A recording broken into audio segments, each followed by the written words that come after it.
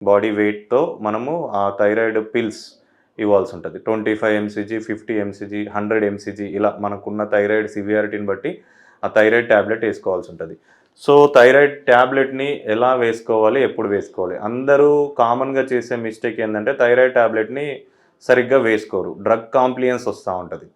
So, ఎప్పుడైతే thyroid tablet ఉంటదో అదొక బాక్స్‌లో వస్తది. 100 పిల్స్ ఉన్నటువంటి ఒక బాక్స్ వస్తది. కామన్‌గా ఏందంటే ప్లాస్టిక్ బాటిల్స్‌లో వస్తది. ఎక్కువగా యూజ్ చేసేదదే.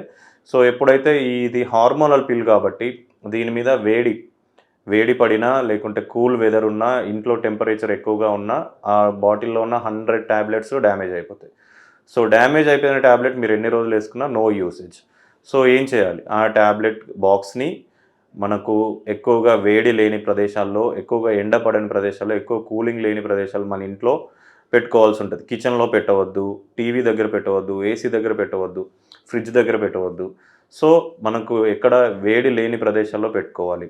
అలా పెట్టుకున్న తర్వాత మార్నింగ్ మీరు లేవగానే ఫస్ట్ థింగ్ మీరు టాబ్లెట్ వేసుకోవాల్సుంటది.